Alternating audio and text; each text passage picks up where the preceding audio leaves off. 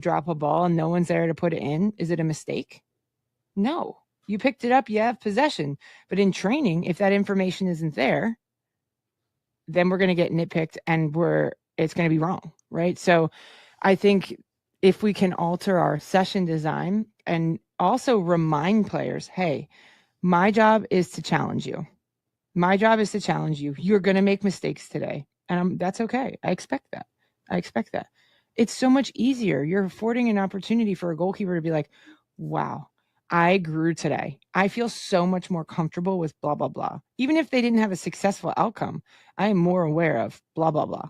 And to me, when you're able to have progress, and this is like something that the Harvard Business Study has done over like the last 80 years about fulfillment and happiness, is that people aren't just fulfilled. People aren't fulfilled by just the end. It's about the progress that makes people feel fulfilled and keeps them inspired and motivated. It's been like this 80-year study, just like general pop.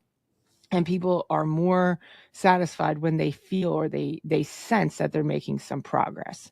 And so for me, like, we're creating something that is transferable to the game, and people feel like, wow, I have more attention around this, or I have more understanding of those principles. Even if it didn't come off successfully in the outcome, that progress keeps them motivated to continue to maybe take some space or try again. And mistakes really aren't that like earth shattering in games, and people can remain confident even if they make a mistake in the game because they've trained that way.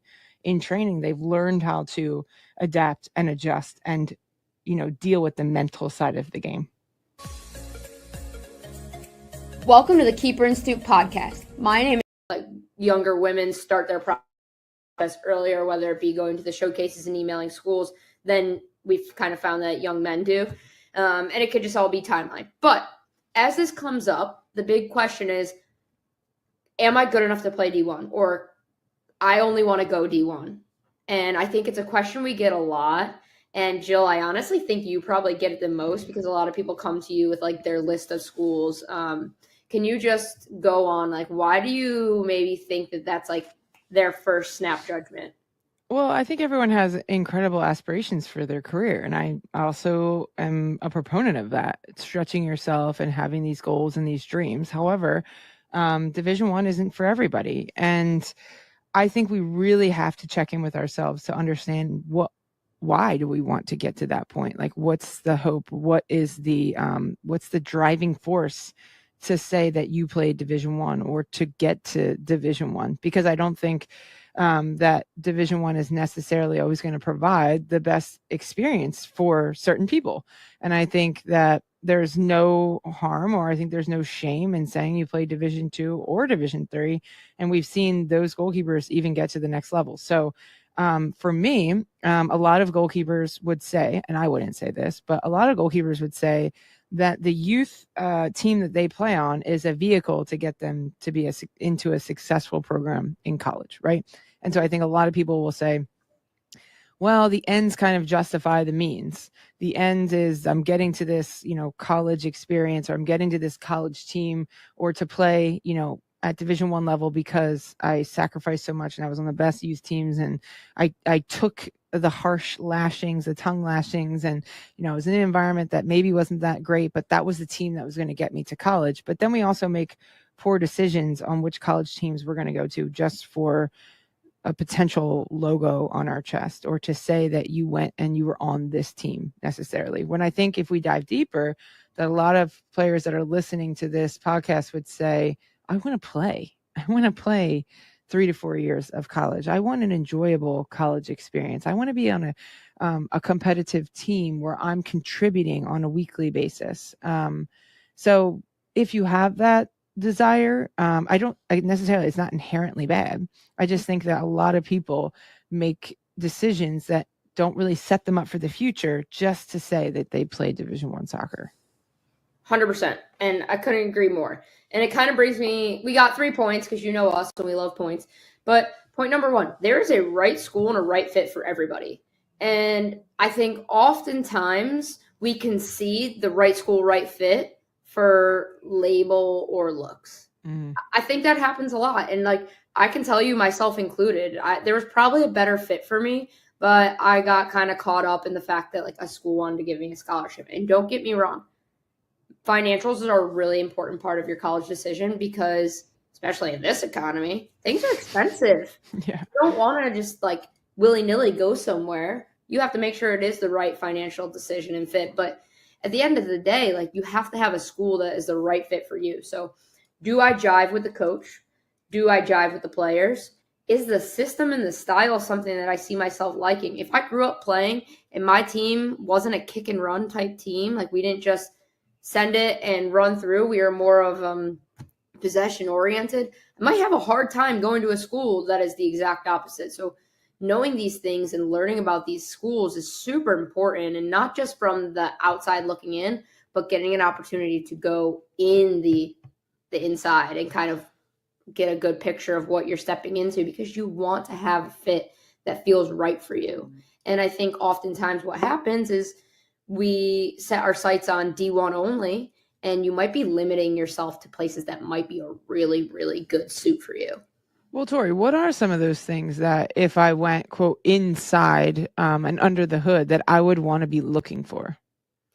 Yeah, that's a great question. I think one is like, for me, how does the team interact with itself? So I want to catch a practice. I want to be on the sidelines. I want to see, is someone interacting with me, whether it be someone who's like not currently involved in the practice, whether they're injured or, maybe that day they're off, whatever the case may be.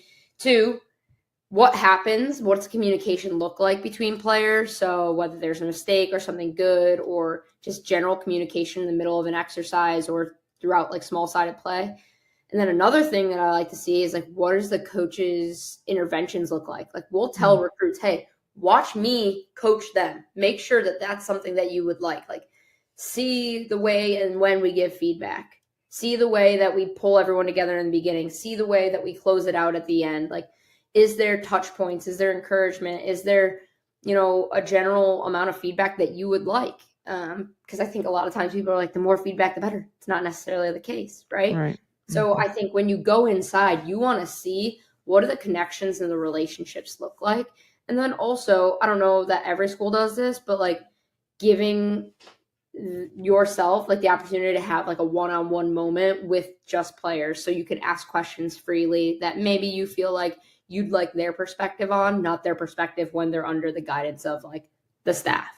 I think it gives parents and recruits a good opportunity to kind of see and hear different things that might not feel as like scripted, Mm-hmm. Yeah. I think all really good points, because I think ultimately the more information that we have, the better decision, the more informed decision that we can make. And also, I think the problem becomes when someone has an expectation and the reality doesn't meet expectation. That is when typically frustration happens, right? For sure. I expected to be a starter and contribute, and because you said that you valued me and whatever, and then the reality is that you're not. And so then that's when frustration can creep in. So the more information we have, the more informed decisions that we can make. Good. Which kind of leads me to point number 2, which is your priorities should be driving your process, not the name of the school, not the level of interest they have in you. Your priorities need to drive the process. Like, let's say you coach at Loyden University and you love me. You write me all the time. It's great. I feel so wanted. I feel like, you really would prefer me to be at your school, and that when I get there, maybe I'm a star. That's great. You do want to go to a school where like they want you. Not that they're on the fence about you. They want you, right? Mm-hmm. But maybe you don't have my major. Maybe you're too far from home. I don't want to concede these things that are important to me just because there's a lot of love from you or because you're the most prestigious university in the world, right? Mm-hmm. I have to make sure that those things that are important to me are going to be there.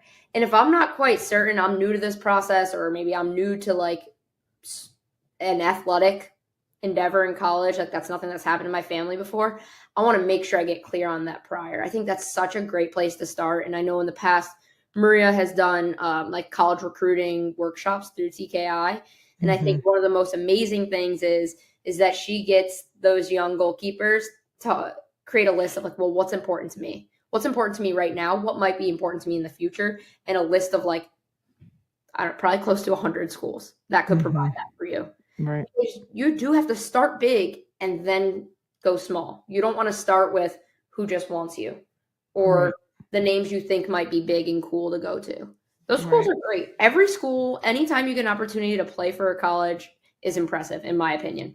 But you want those priorities to drive your process because it's going to give you a really good idea of like, what does this fit look like for me besides just on the field? Well, I also think like that makes it more important to have experiences with some of these schools before, where you might go to, let's just say you were at some kind of showcase in North Carolina. Great. You're going to go visit, Wake, you're going to see UNC, Duke. You could visit some of these schools and campuses because you don't necessarily know what you want until you maybe know what you don't want. Right. Where that was something that was like eye-opening for me. It was like when I went to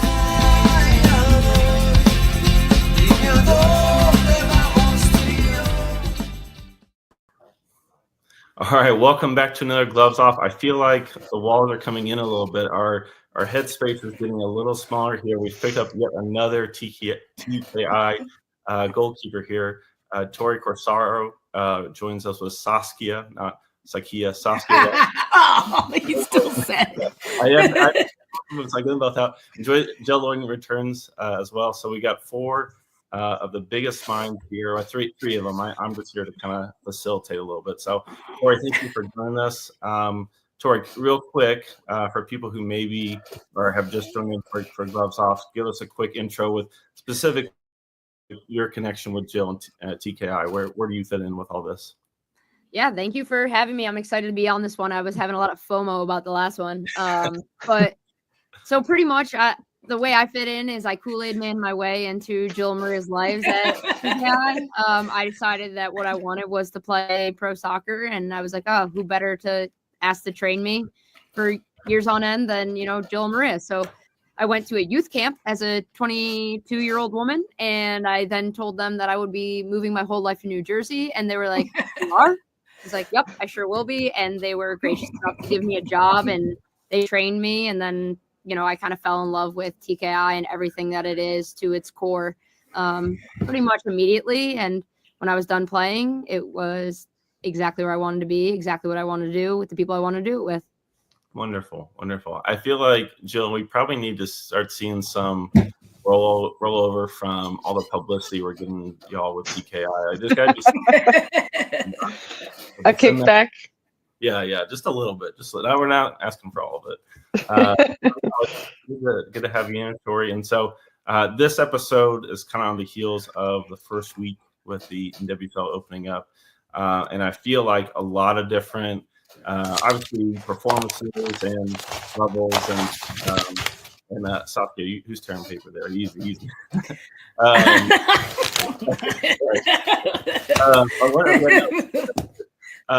But we have a lot of storylines, and I guess I was certainly left with questions, but I think a lot of people from the goalkeeping side, also y'all's voices as well coming in from the broadcast. So a lot of things to talk about. I figured, Tori, why don't you kick us off on a question you've been kind of throwing around your head of trying to figure out or wondering of what the progression is. So today we're going to go through some questions that we all have been sitting on, but we don't know what the questions are going to be here. So this would be good to have some good discussion on where we see the league and where the goalkeepers are. So Tori, kick us off here. What's something you've had in your head as far as the goalkeeping side in the league? Yeah, so I've been thinking a lot about shot prevention, and I know if you follow TKI that you're going to be shocked by that. But I'm really curious as to, what goalkeepers are going to be really successful in shot prevention, because I do think that is such an area of the game that is necessary to be good at in the NWSL. But also I think we've seen goalkeepers that are more aggressive when it comes to shot prevention succeed a lot in, taking different saves or just even preventing opportunities. And even if you think about this weekend, the goal scored on Jordan Silkowitz was a shot prevention moment. I think maybe there's some things she could have done better to help her save that. But then we look at, maybe Caitlin Sheridan, who also faced shot prevention moments and she denied those chances. So I'm looking at like all the goalkeepers across the league, and what do you think it's going to take to make them successful in shot prevention? And also how important of a role is that going to play in their team's overall success this season? Well, I agree with you with Sheridan. I thought Sheridan had a great game. I was at that game. Couple cocktails in, but I was at that game. So hey, it was my day off.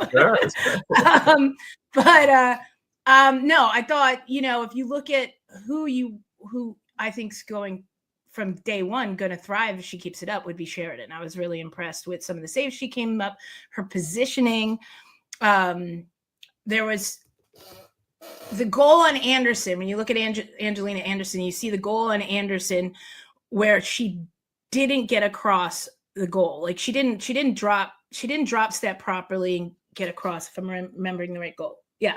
But then you look at how Sheridan repositioned herself off a similar thing when Thompson brought it down to the end line and then sent that 3-goal situation, sent it across. And you watch Sheridan's positioning and her footwork to get herself across. And it was a mom's greatest save type of save. It was great. Like she left her feet and everything, but I looked more at the difference in the two there and just the footwork and the ability to reposition themselves. And that's what it's going to take in this league, because the ball's moving so quick and everything that if you have slow feet, the shot prevention is going to struggle. And so it was 2 examples when I was looking at them, like how to do it, how not to do it.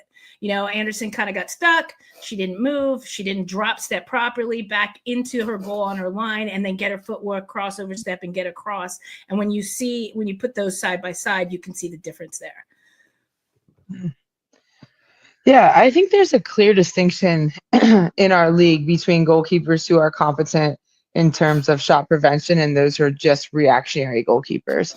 I don't think that there's one right or wrong way to interpret the position, just based on your skill set and based on your team strategy, right? So when you look at Alyssa Nair, not really that preventative because her team sits in a low block, gets as many numbers back behind the ball, make it compact and just make it so difficult for teams to break you down. But then you look at Gotham, who is like the ultimate. Was it difficult? Yeah. Wasn't that difficult to break down Chicago the other day? Well, they try to make it difficult for teams to break through. But when you look at Gotham, they play in such a distinct way where they try to high press and counter press in their final third. And the space that they're vulnerable in is actually behind their center back. So it demands the goalkeeper to be a bit more preventative. Of course, in general, out of possession, my first principle I'm thinking is like prevent any opportunity that you can, react when you have to, when you must, right? And there's 4 ways to prevent shots. Your vertical positioning. So are you connected with the back line and are you in their sprinter stance and in a mentality? Number 2 is having a plethora of final actions outside of the box. So can you emergency slide tackle? Can you head? Can you clear? Can you touch pass pressure? And having some preventative measures inside the box, as well as your communication to limit opponents' opportunities. And if you can solve pressure and manipulate blocks, then you have the ability to retain possession, which means the opponent can't score. So 4 different ways to shot prevent, and each goalkeeper is going to have, strengths in some of those areas where others aren't so much strengths. But I think it's important for them to interpret it based on what their capabilities are and what their team strategy is.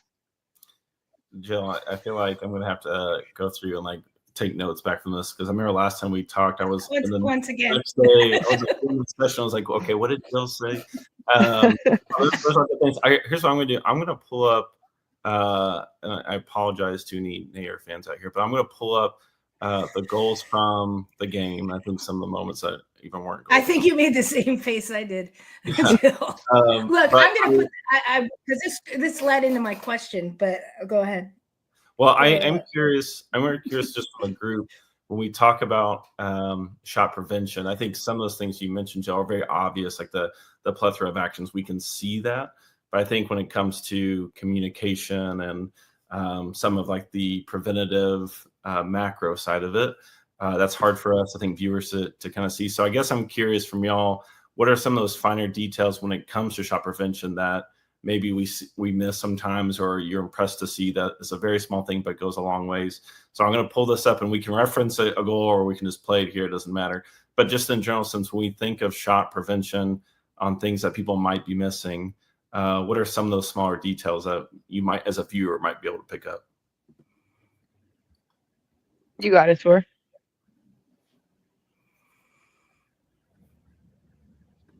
Yeah, but I This. think again, the question you're asking, it was, who said it? Was it Freya?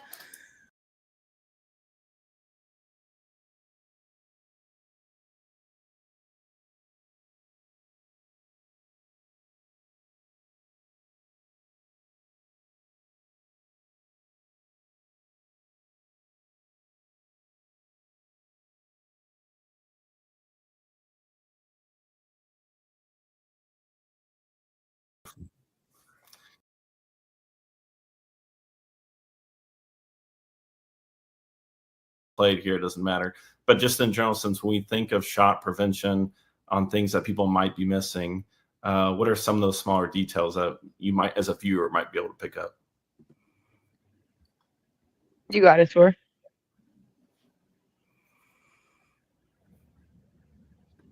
Yeah, but I think again, the question you're asking, it was, who said it? Was it Freya? I think or said it back when Angel City first started and stuff like that, and like there were just so many shots. One of the key things, one of the shot prevention qualities, is that communication, and it's to organize your chess pieces in front of you to make the shot, if the shot is coming off, to make it incredibly obvious, to make it, okay, I'm organizing you, I'm pushing you right, you're pushing the defender, the window to shoot at is so small, it makes my job easier as a goalkeeper. And when you have that lack of communication to close those distances, like that's a good example right there, turning your side, not getting close enough to the defender. Now you're leaving the space more of a space wide open. Some of these goals, though, more space for that attacker to shoot in. So when you're saying the things that maybe like the viewer doesn't see, it's those communication hits, that it's not reactionary, like you said, Jill, whatever comes and I just have to deal with. How do I manipulate the situation in front of me to make this so obvious that it makes my life easy, and it makes the save, in a sense, obvious for me? Yeah, I believe that the finer details of communication happen in this league, especially in transition moments, because I forget what number, however many goals that we tracked last year that were from transition, but it's an absorbent amount. Upwards of 40% in the run of play happen in transition. Those are the moments that your team might be in, a vulnerable shape, and you have to get, organized to get your weak side fullback tucked in, or pressure on the ball, or just delay. You don't have to win, forcing it into a wide area, letting numbers get back. So organizing those chaotic transition moments become really important. But also you can, at different times, our whole job hinges on scanning, our entire job, whether it's in possession or out of possession, right? So there are different times within a match where the ball might be, in the middle third or in your defensive third, that you can just take a glance and quickly organize. You can just take a glance and remind your weak side fullback body shape, right? Like body shape as a weak side fullback is so important, so that you can see the runner, so that you can attack the ball. So just little different moments like that, I think, are going to be incredibly important. And I think for anybody listening who either says that their goalkeeper needs to be better at communication, or the goalkeeper themselves have been told, I need to be better at communication, you have to have patience with this, right? Because all communication stems upon game understanding. What am I looking for? And what's the most important things that I need to be looking for and say? And that comes with experience, and that comes with education. So if you're looking at a goalkeeper and you're telling them they need to be better at communication, your feedback needs to be way more descriptive, and you need to be behind them, helping them to see what that important information is and how to say it. And I think communication is huge in this. Not all those goals are a shot prevention moment. Like Jill said, like the big principle is prevent when I can, react when I must, but you're not always going to get that chance to be preventative. So I think goal 5 and goal 7 were moments where potentially Nair could be preventative.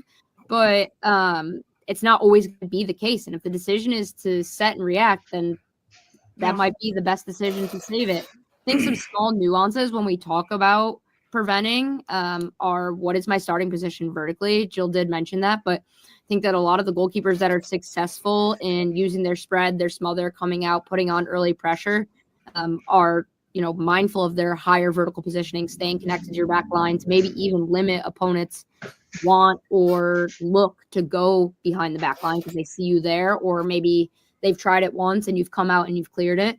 So, you know, coming out and staying connected can help you prevent it, but also it can help you in the moments where maybe Barbara Banda does break through and comes in, and then, you know, you're facing that. And obviously it's got its own nuances that are difficult too. Like, what forward are you playing against? Are they super crafty or are they super fast? Yeah. Are there options for them to pass around you? These are all things that goalkeepers are going to need to consider when attempting to be or trying to be preventative. And I think that those are, for me, like two of the smaller nuances that an audience might be able to try to pick up on if they're looking for it. Yeah, I always kind of wonder, it's probably something that I overanalyze and think too much of, but I always think of those moments where a keeper makes a big save, and we've all seen it where the keeper's like left on the island after that save, or like the keeper knows they just, like, you know, change the scoreline effectively, and no one like says anything to him. But those moments for me are kind of a red flag of like, oh, is the collaborative aspect there for them, or are they kind of on their own individual islands? Because Jill, you mentioned the game understanding when it comes to communication. I think you're absolutely right, but there is, not that you disagree with this, I don't think, but there is that social side as well. Are we able to collaborate? Are we able to work together? If it's, you might actually are you listening? Yeah, are you listening? Right? Yeah, like, or like, are you listening? I'm sorry, like, because a lot of times with my keeper, like, I'd be like, did you communicate? Like, what was your conversation? And it comes down to, I said, you know, whether it was their body positioning or where to push, and the person, and they don't react either. So, you know, a lot goes on the defense too here. Yeah, and like a lot of this, even with the Chicago, you have to look back and, you know, watching that game, there was some stuff that Nair can't do anything about. We could get super, super technical, but she was left to her own devices often. And, you know, I'm more worried that you know, Chicago's got a very high hill to climb right now, just organizationally and defensively. And part of that is, oh, poor Nair. You know what I mean? Because we saw it this weekend. Yeah, that farewell tour really came and went pretty quick. Now she's I know. Yeah. Who said? I think Merritt Messiah said it. Did you hear? She was just like, I would have put my 2 weeks notice in. I think that's what it was. I was like, oh man, you got to feel for her. I think rolling into my question though, because we're just kind of hitting on it, was seeing what do you guys think about some of the positioning or bad positioning that led to goals this weekend as well? Because I thought Silkowitz really struggled. I thought she was questioning her positioning during the game, that I was questioning her positioning. I thought she looked incredibly uncomfortable to me at times in the goal. And then I'll go even back to the goal. Look, it's Banda. It was a banger, but I think Nair's positioning was off. I think she was too far off her line from that. What are you looking at me like that for? Am I being that picky? I mean, look, it's Barbara Banda, but I think she was too far. Not that I'm saying she would get it, but I think, you know, if she's a yard back, that's a 30-yard strike. Like, there was no reason to be, in my opinion, that far off your line. Banda wasn't going to slot it to anybody that you need to come and play the angle and stuff. So I think there were a couple goals this weekend where positionally the goalkeepers were very off, in my opinion. You know, it's a big sigh out of Jill. No, because I know that everyone probably gets tired of me saying it all goes back to the mental. But I think based on the way that we understand learning, there's three things that are interacting with each other for the goalkeeper to be able to see and act accordingly. So their capabilities, what's happening in the environment, and what tasks are they being asked to do. And sometimes we have to consider that the environment is affording different opportunities or impacting them in different ways, right? So the environment, Jordan Silkowitz's first NWSL match, nerves are high, never experienced that level of pressure before. I'm going to do things that are safe. And what's safe? What's our biggest safety blanket? Being stuck to the near post. That is our biggest safety blanket, because we know if we get beat there, then we look dumb, right? Typically, not always. I don't subscribe to that. You can't get scored on in the near post thing, but it is a safety blanket that a lot of goalkeepers just tend to gravitate right to, right? And it makes our job a lot harder, because it makes it easier for the attacker to pick their spot and make them more decisive. And also it makes it obviously a larger area for us to cover. So I don't necessarily think that's something that we would typically see from her, but I think we see it because of the anxiety and the dealing with pressure. And yeah, I'm excited to get into that, because that has more to do with my question. Yeah. So, I mean, because that was it for me, like what I noticed, not consistently, but some of the goal, what it came back into my notes on goals was, because I'm negative Nancy. It was just it was positioning. But I agree with you with Jordan. It was her first game, had never, played in an NWSL game, and that has you have to take that into account. But then I look at like Katie Lund, who was playing, I thought had a good position on the near post, and then just her again, her shot stopping, on her ability to parry that ball properly, going to another whole thing, but putting it right back onto the top of the six. And if you look at her positionally, I thought she was okay, but then her final action wasn't. And her final action was negative. And so then you're a negative trying to parry the ball, and parry ball drops to the top of the six, and you get, banged into the back of the net. So, but my consistent theme was positionally, I think it's the first game. I know. But, well, I will say, I think it's a positive that Sokowitz has the, I guess, excuse of like, hey, first game. Whereas I think some of the stuff with Nair, it's like, it's not first game, like there's nothing like there to bail her out in that sense. Obviously, it's a different game. But I think the thing I usually go to on this sort of stuff is like, why are they in that position? And so again, Sokowitz has kind of like, well, if he's going to be like a little bit nervy in the game, which makes sense. But some of it, going back to last week, Jill, I just think like, man, have y'all been training in like a 15 by 15 yard space for like the last 2 months? Like, is that like you haven't done any sort of spatial stuff at all? Like, I'm not saying that y'all need to go, practice, a long ball coming out and you're diving and heading it away for that 1 in a million. Like, you don't need to do everything. Like, you just can't cover that. But you should have been prepped for this moment a little bit better, is kind of the thought I'm usually left with. So on some of it, the younger players, I give a bit of a pass on that. And early season, I understand. But some of those older players, like, that's the thing. Like, man, like, why is this still happening? But again, that's obviously stuff that I'm going to be thinking about that I can't really weigh in, because I'm not there for those practices. But that's definitely where my mind goes on that sort of question. Yeah. I think this is a good time to interject what we posted on our social media yesterday, which I knew we were going to get some pushback on. But I am so curious as to what would happen if we stopped hitting volleys at goalkeepers. What would happen? Would they be more inclined to be in a better position more often, right? Because let's just say I was on an angle. If I stood there with a ball in my hands and volley, there's no nuance to that. You're setting based on my body, right? But like in a game, if the ball's on my left foot or ball's on my right foot, you would set different, and your body shape might your body shape might be different, right? And my ability off of the ground, I can bend it. I can bend it around you. I can add deception. I can add disguise. I can off balance you with what I'm doing. But from a volley, you can't do that. Right, and so, but even to the point of how close the ball is to your foot, the touch you take off the ball to strike it off the ground, the timing, your body shape and everything, and that's not seen in a volley. Correct. And I think that if you would ask a lot of coaches, what are the fundamentals of goalkeeping? A lot of them would say catching, diving, right? But if I have a new goalkeeper who's never been a goalkeeper before, let's just say first year, not even day one, first year, they're typically younger, right? Maybe 10 or 11, and they have small little hands. The first thing I'm doing is not catching.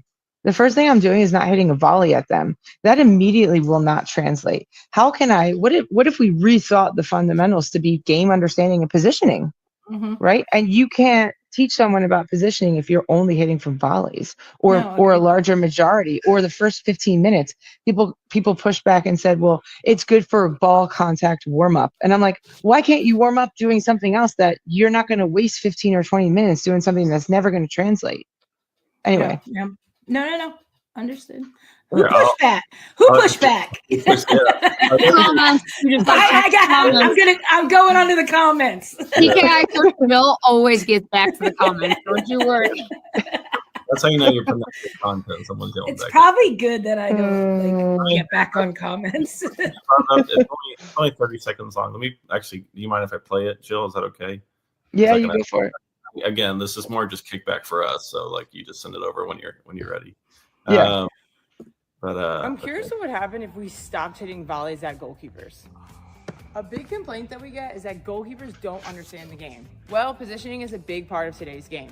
If we only hit volleys at players, we're actually robbing them of opportunities to read game-like cues and information and be able to adjust their decisions based on what they see. So try putting the ball on the floor. This situation is going to be a bit different than this situation, and of course, a moving ball. If you want to work on the fundamentals of the game, just start with the ball on the floor. Yeah, wonderful. No, and it's true. But even looking at like I said, going back to how are you striking the ball? What kind of stance are you taking as the kicker?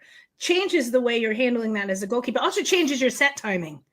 Right. So it changes everything. And so game realism is so important in goalkeeper training. So I'm going on your account and I'm responding to your pushbacks. It's No, okay. We have a troll. We have a troll. I want to know your question, Jill. You said it's leading into my question. I'm Come on, Jill. We're burning. Yeah. What's your question? All right. Well, I have two questions. Of course. I'll go with the first one that was leading was how or what signs or what elements of a goalkeeper can you accept as a young goalkeeper as learning errors, and which ones are like, that's really maybe not as indicative that they could potentially matriculate to the number one franchise goalkeeper for this club? Wow. What do you mean? So, like, for example, Ange got the start last year, and she played 4 games. After 4 games, they were like, we're not willing to take this risk anymore with you, and so they put Didi in. Where this year, they went with her as a young goalkeeper, and they have no safety net, right? And same thing with Bay. So what, how do you know, essentially, how do you judge potential? How do you know if someone who is young can overcome the hurdles and obstacles of transitioning to a higher level? And when do you know it's time to call switch it in? up? Yeah. Well, I think going back to what Bill said, we're not at practice, and I'm interested to see what they're doing in practice and in training. And are you constantly we'll take Ange as an example. Are you constantly putting Ange in game-like situations and scenarios and under pressure with a defense in front of her, with attackers coming at her? And are you trying to emulate that game realism as much as possible? And I still am stuck on, like, being at the game the other day, like, you know, how much is Angel City working on Ange and her distribution and being under pressure? Because when I was asked what I saw, I was like, we've got to clean this up, else everybody's gonna high press us. Period. They're gonna force that pass back to Ange, and they're gonna come at. And in this league, when they come at. If you've got a Barber Banda running down on you, because I know that that's where you're susceptible, it's gonna lead to problems. You know, and so how much is that being worked on in practice? And then if it's not translating, then a change does have to be made. And now you have no fallback. You don't, because, like, you know, I'm probably going to not be allowed to be an owner after this, but I don't know if Hannah is I don't think Hannah's better at the distribution. I watched in the games in the desert and stuff, and it was, you know, she's more inclined just to boot it, you know, under pressure with no real direction. So you have no fallback. And so do you start looking? You should know by now if it's starting to, but I don't know if it's going to translate. And I think 4 games in, is Angel City going to be kind of going, all right, everybody knows that this is our weak area. It's not improving. Now we got to go get ourselves a goalkeeper that we know can handle this. Or do you say we're all bought in and let it run? This is pro. Yeah. So this is pro. And you have a franchise to worry about. You've got investors to worry about. You've got advertisers to worry about, and you have to perform on the field. And so changes have to be made if you don't start to translate what you need to work on and start to perfect it into the game. Like maybe I'd be a really bad GM. I'd be like, nope, it's not working. I don't know. What I think is hard about this is you're right. It's pro, right? And these are people, this is their livelihood. This is, your jobs. You are paid or you are let go based on results and outcomes. And that's really tough. But I think for me, like when I look at a young goalkeeper or like an Angie Anderson or Jordan Silkowitz or, any young goalkeeper that's getting their chance to come into the light, I want to see, if I'm a coach, I want to see them being a decision maker. I want them to know why they did what they did, even if it was the wrong decision. Did I come out for a cross that maybe I wouldn't do again? Okay, I want you to be able to tell me why you did and what you saw. Yeah. I want you to be courageous, to be able to play our style, even if it's not necessarily exactly what suits your strengths or weaknesses. And I want you to be adaptable. Can you make your own choices based on what's happening, based on what I'm seeing in the game? And I think these are things that we can look at and we can talk about, and we can collaborate. But I also think this all comes back to coaching. Like what you're saying in your last point is like, yeah, it is pro, but it is still on the coaches to prepare them for that. 100%. Like, if the goalkeeper coach and then the assistants and the head coach aren't preparing their players to succeed in games, they're not giving them the tools, the resources, or the opportunities to work on these things, then it, in a way, might not be the goalkeeper's fault. Now, if their left foot is terrible and it keeps putting them under pressure and we keep getting goals scored on us because of that, I'd be like, yeah, you need to have the willingness to work on your left foot. If I've given you opportunities to do so in training and you're still not able to do that, then yeah, we have to probably look for, a more feasible option in the back line. But if this goalkeeper has these tangibles that I listed, then, and they're not expressing it in a game, like it might be time to talk about like, well, what's our training look like, or what's their mentality? Like, do they need help with the mental piece of the game? No, I agree with that 100%. And that's why my first thing was like, what's going on in training? Like, and we talked about that last week. Like what environment are you giving them? Because you are going to have to make those hard choices at some point. And you can't use the first, 5, 6, 7 games of the season to train somebody, as much as Silkowitz is young and coming in. But like you said, Bill, what's her training environment like? I'm 7 games in and we're figuring out that it's, now I'm at the bottom of the table, and that's reality. And how do we dig ourselves out of that? Yeah, I agree with you guys. I think it's 2 things. I think it comes down to someone's ability to handle mistakes, their relationship with mistakes and pressure, that, and their character of like who they are. And 2 is the ability of the coach. I mean, to me, like the players at this level who are starting, even if it was 1 game they started with, they are capable of learning and adapting and growing and being flexible. Mm-hmm. It's just, is the goalkeeper coach putting them in environments, but also like, do they have principles of play that's going to help guide their attention and decision making, right? Especially in certain areas where you might not feel comfortable and competent, but your team needs you to do these things, right? Right. So ultimately for me, like that's always the first thing I look at when I'm thinking about a goalkeeper, and if they can make that jump to the next level, is like, what's their character and what's their relationship with pressure? And me as my coach, I'm really aware of my strengths. I'm really aware of like where I need to be better. And so I know there's certain things that I really know I can help a goalkeeper with. So I think it's important for us as coaches to not even like dive a little deeper on the goalkeepers, but ourselves as well. Let me throw another layer on that, because I think it ties in, and Tori actually stole a lot was in my head, so I feel smarter now that someone else said my answer. But I think we've all seen it where a team like loses faith in their goalkeeper and they start playing in a way where it's like, we don't trust that person back there. And Saskia, like what you were saying of like getting to a point where it's too late.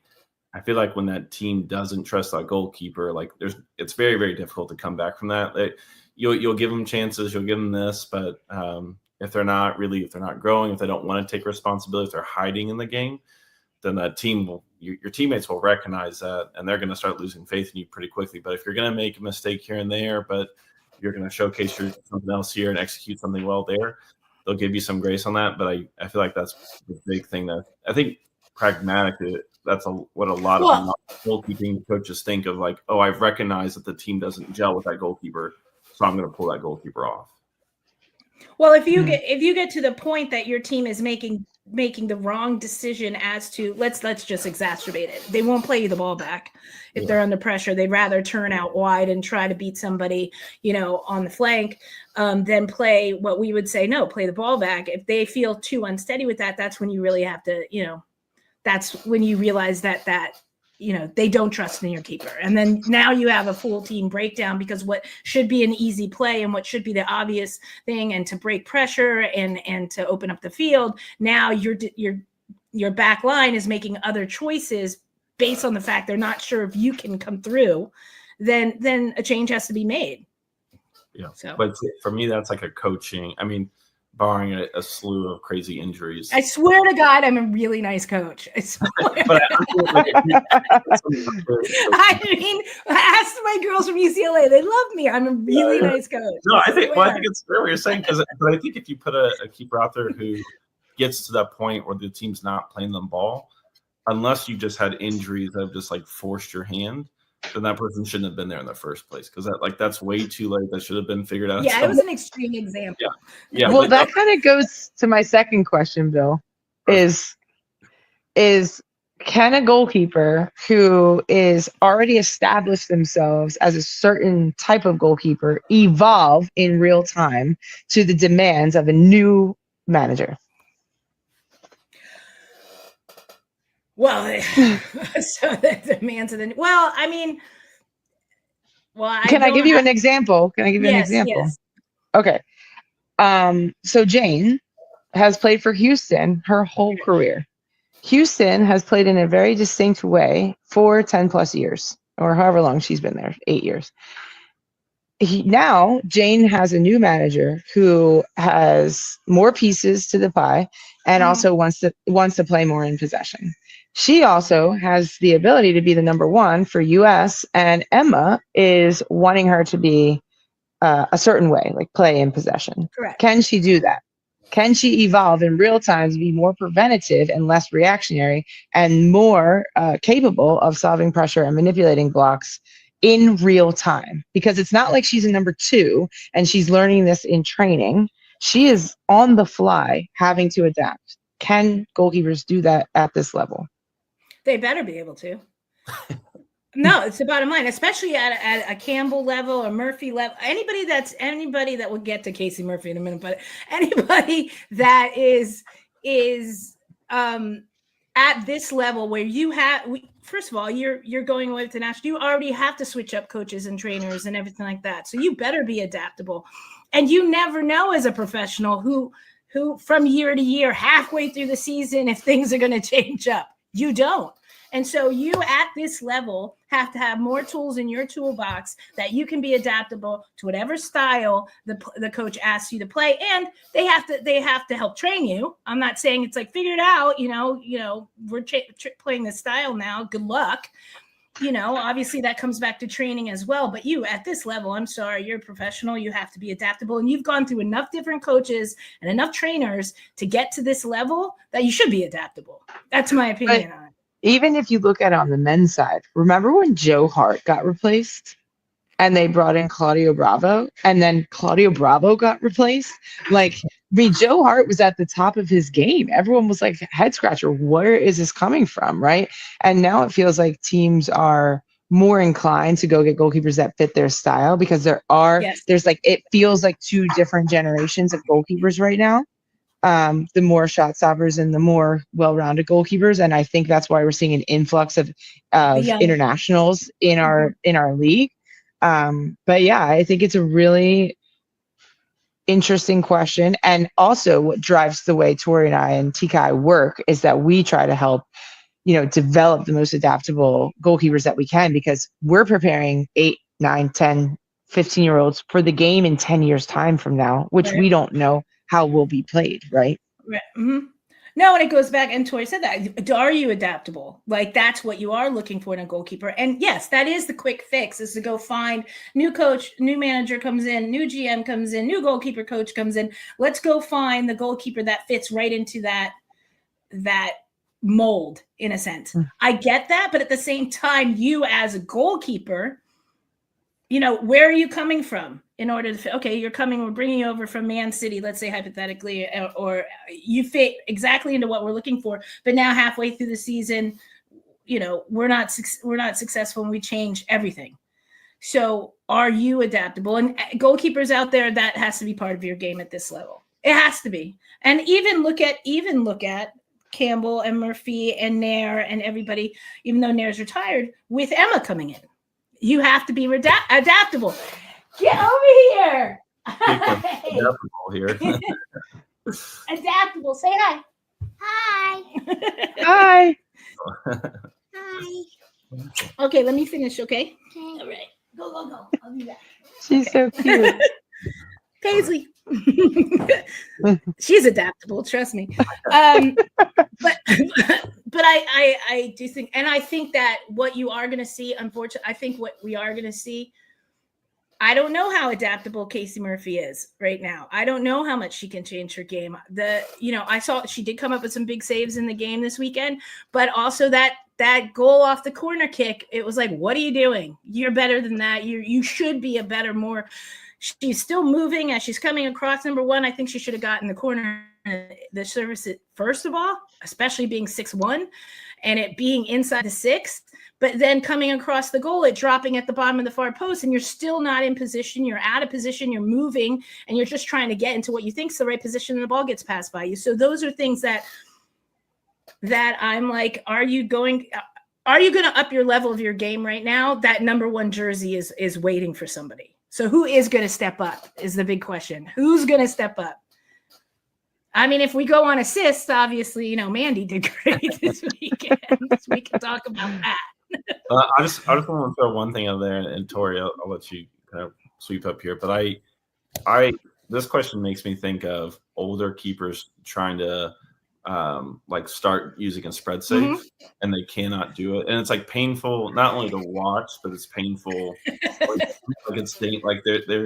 Their body mechanics have gotten to a point where they're so used to doing something, and now at 26, 27, 28, 30, they're trying to add that in, and it just doesn't work. So it's probably a case by case sort of thing, but I definitely think I hear what you're saying, Scott. So you have to do it, but at some point, can you do it? But yeah, but it's the same. Can you do it? Example, it's just. Well, it's what we talked about last week, where I said, look, if you take some goalkeepers from my era and stuff like that, and turned around and said, you've got to know how to bypass lines, be in possession, everything like that. Will you, at the age of certain goalkeepers, of our more seasoned goalkeepers, are you able to do it?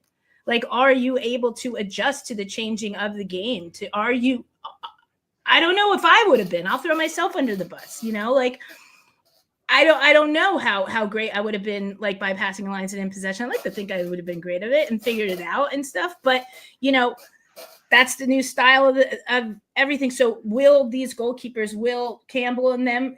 It's yet to be seen. It's yet to be seen. I think this is so tough. I think it's really tough because it comes back, and I'm not trying to put everything on coaches, right? We all coach. You should. But it is are you exactly fail? Are you willing to let them make mistakes? Obviously I'm biased, right? But Caitlin Sheridan is one of the best goalkeepers in the world with her feet, and Katrine Berger, one of the best goalkeepers in the world with her feet. I've watched them duff many a passes. Oh, they did this. They both did this weekend. Yeah, create goals So did Mandy for the opponent, right? Like, but their head coach doesn't say like, scrap them, right? Because they have success in the bag. Like, there's money in the bank there. They know that that's a one-off. But when you're asking them to play a certain way, it's accepted risk. You have to. Well, I think it's a difference between, are we asking somebody to play a certain way that we know that they're totally not comfortable in playing with, and we have to kind of start from ground zero, or like you said, look at, okay, Mandy had the assist this weekend. Great. We know how good she is with her feet, but she also gave that ball away. She made the save afterwards, but she gave that ball away. What was in the first couple minutes of the game? You were on that call, Jill. Were you? Yeah. Yeah. But I think, but you can say, oh, well, gosh, Mandy, sucks with her feet. Well, obviously she doesn't suck with her feet. We know that. And I'm pretty sure she knows she shouldn't have given the ball away, So is it a one-off and stuff, but is there a consistent, do you have goalkeepers that you're asking to do that have been in this league for a while and are consummate professionals that actually can't make that change, that adjustment? I don't know, Jill. We'll have to see.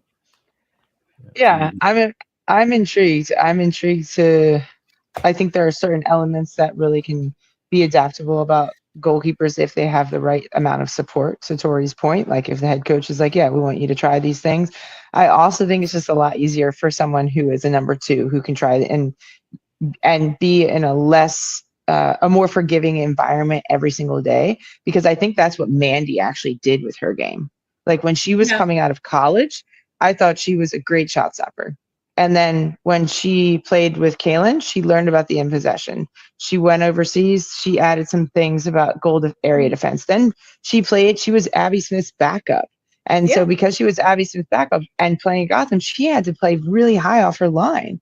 And so all of these steps within her journey have been made more as a number two and less as a number one. So I just think it's a little bit curious, and because we don't want to take away what goalkeepers' strengths and skill sets are, but we certainly want them to be more robust in terms of solving a multitude of problems, right?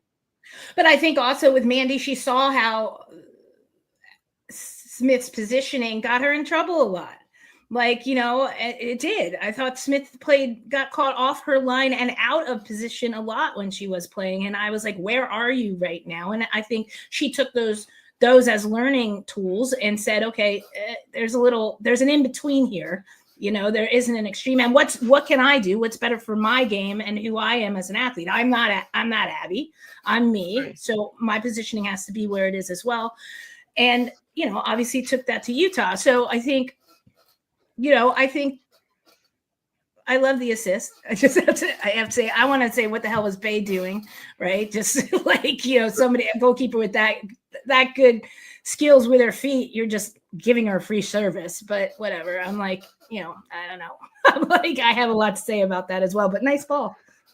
I have one more point. Just another thought is going back to the mental resilience and the character and the trying and the exploring and the being brave part that, like, we've all talked about.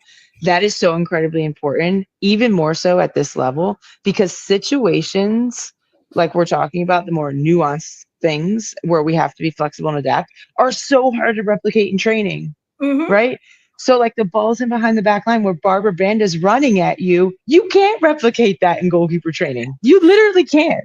No matter what you facilitate and how good of a coach you are, you cannot facilitate that, right? So to me, it's that resilience, the character piece becomes so much more important, because a lot of what we're learning and seeing is for the first time in a game situation, like whether it's navigating traffic and 20 bodies on a corner or something like that, or Barbara Banda played in behind. So we have to be so, our relationship with mistakes has to be so well tuned to be able to not let your confidence slip, and also use it as moments to learn and make yourself better moving forward. No, absolutely. And that's why I said there's certain things in that game, like we can nitpick from, like, I don't know, your balance was off or something like that. But at the end of the day, if you take that Chicago game, what's Nair going to do? Getting the ball passed around her on some of them, we can, if you're a team, you can go back and say, okay, where was the disconnect? The breakdown was in the defense. Why wasn't this person marked up?